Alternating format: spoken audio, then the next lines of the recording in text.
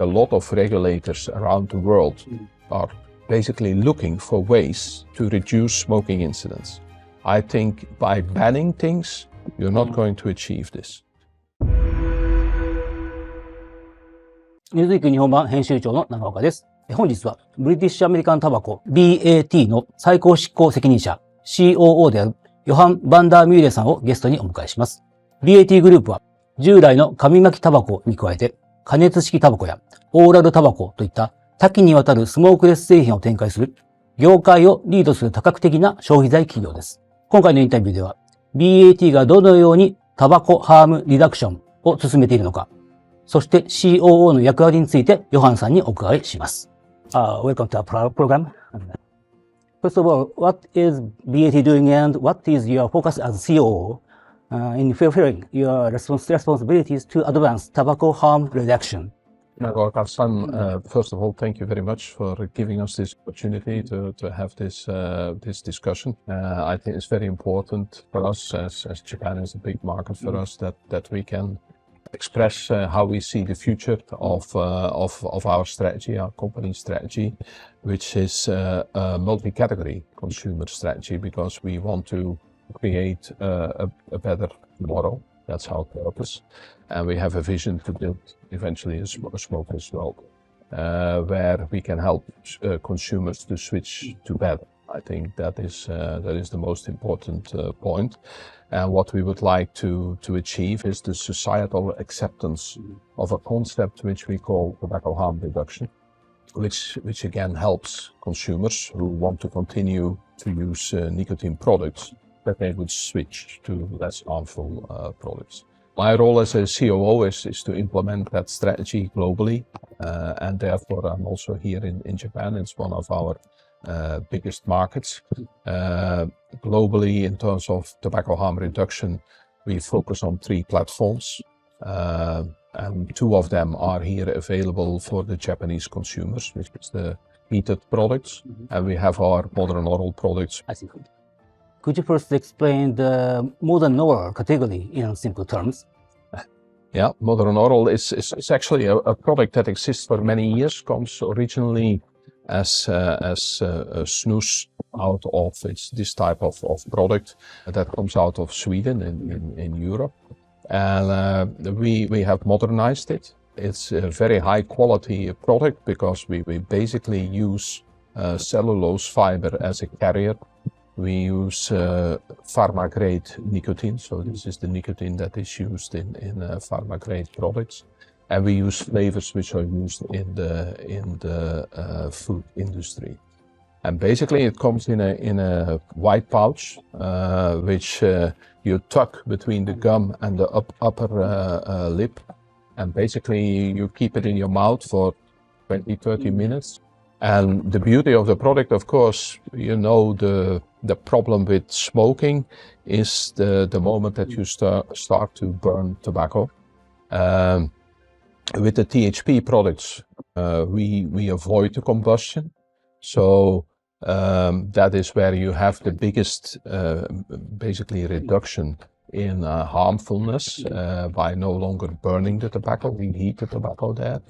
In this case, it's basically no inhalation. I think another very important benefit of modern oral, we can use it anytime, anywhere. And I think also very relevant for the Japanese consumers is the consideration effect, because consideration is a very important aspect in Japanese society.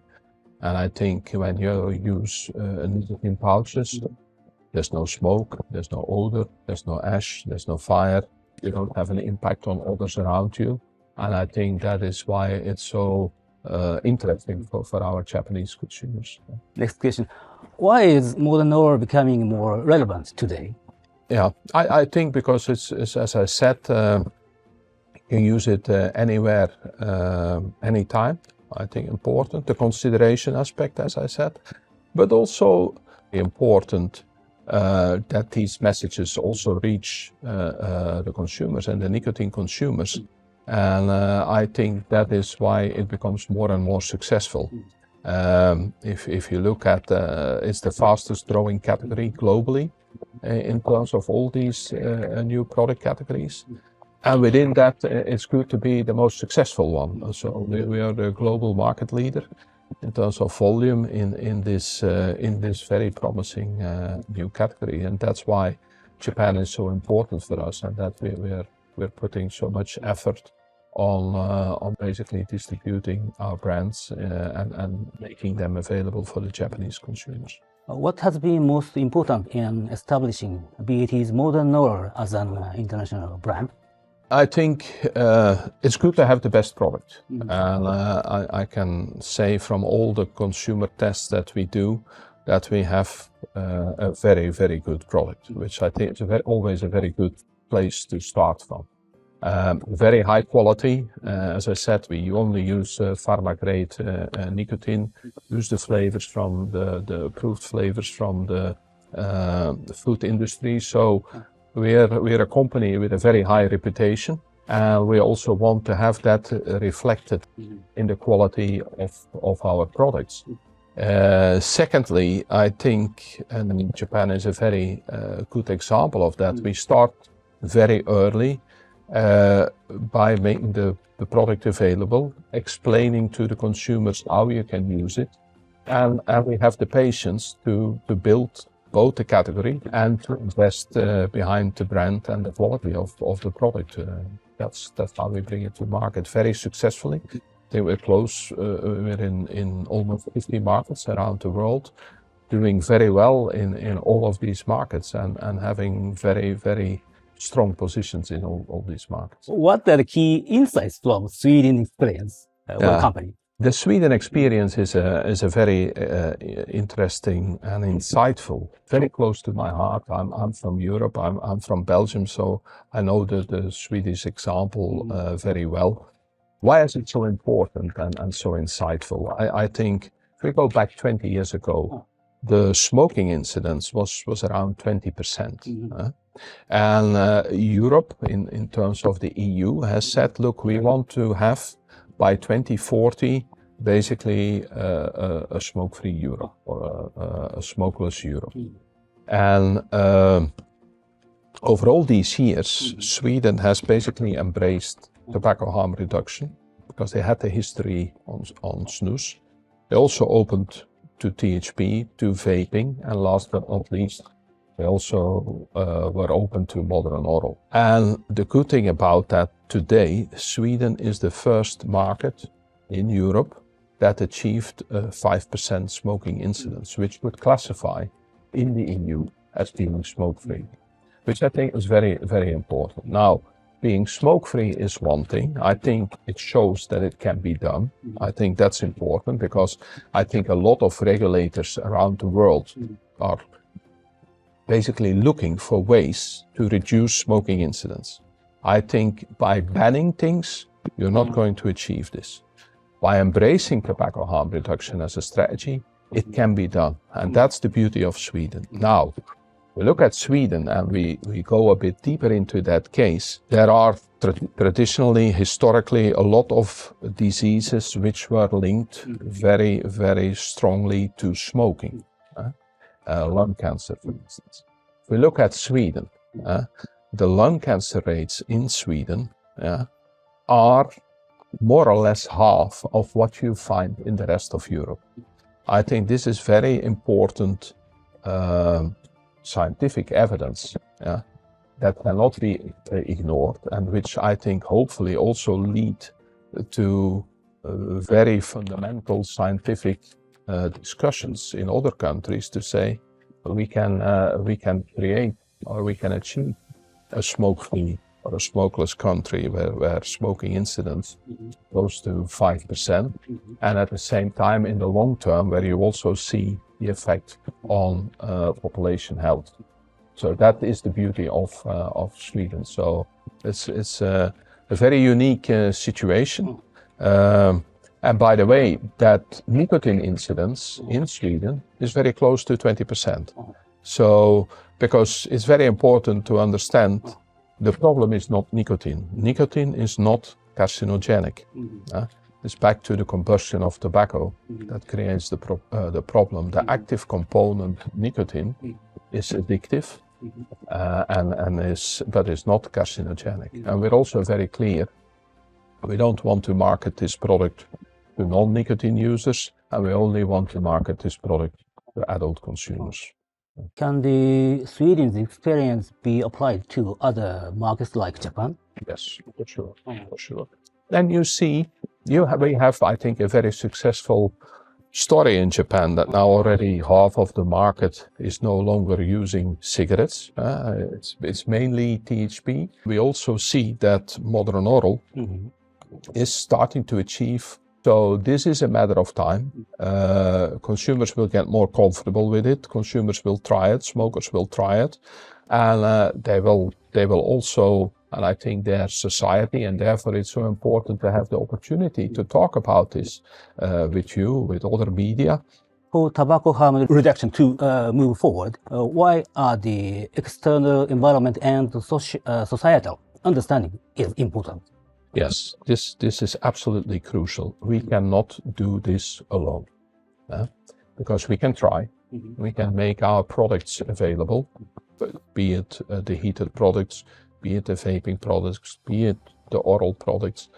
But as long as governments, governmental bodies, says all these products have the same risk, which I think is fundamentally wrong. And also, if they stick to that dogma, they will never achieve a smoke-free world. But I think it's time to accept the science, evidence-based science, to make policies that help us to achieve basically that smokeless world. It's back to look at the science, and basically then adjust the regulation. As a government, I have a small hope that governments one day, or ministers of health, will say, look, if you smoke, we want you to stop. But if you do not want to stop and you want to continue to use nicotine, switch to better. That to be reflected in policies around regulation, but also in policies around excise. That excise follows that risk continuing.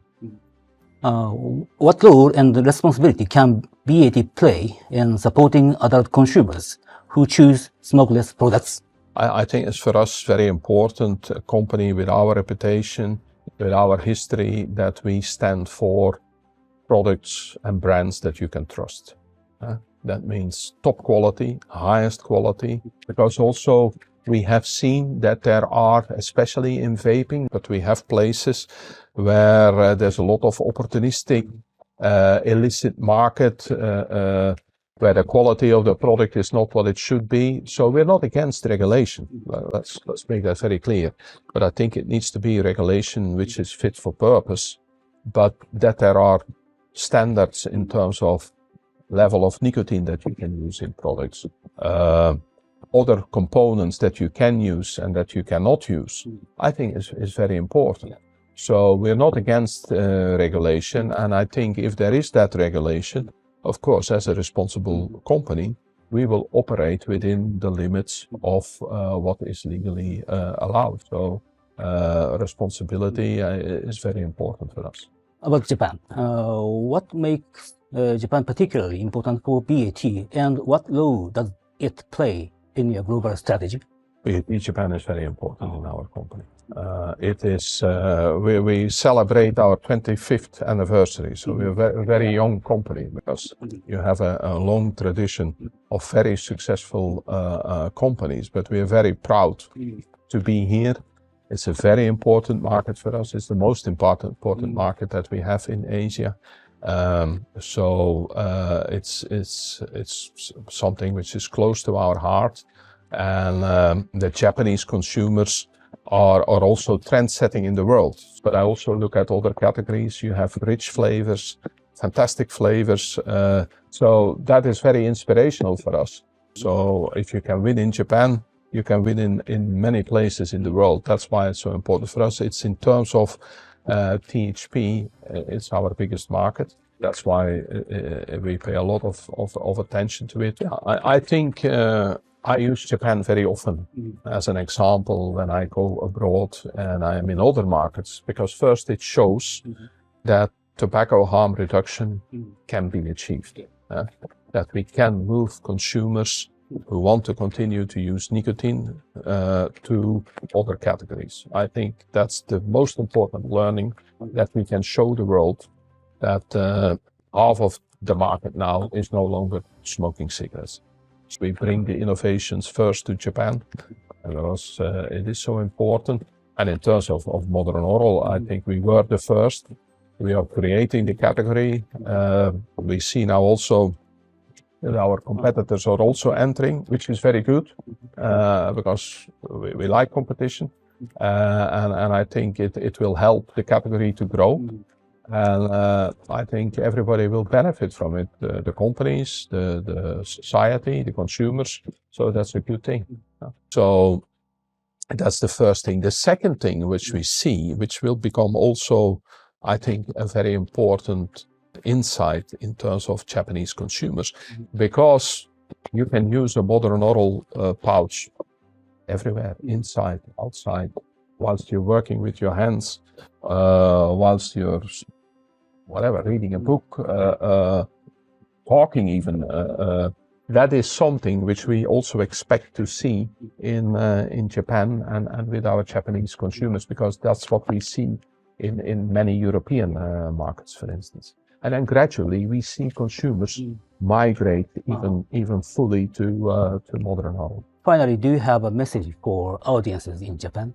I think it's very fascinating to be in Japan because, as I said, we can learn a lot from the Japanese consumers. We can learn a lot from, if I look, very successful Japanese companies in terms of fast-moving consumer goods, but also in fashion and style, which I think are very important insights for us.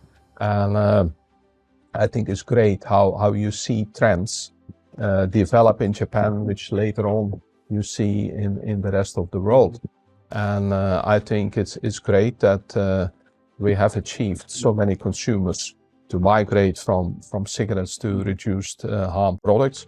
And we want to continue this, and that we can also say one day Japan is a smokeless society. So that's our hope and ambition. And thank you for that opportunity that we can talk about this. So. Thank you for joining our show. Thank you.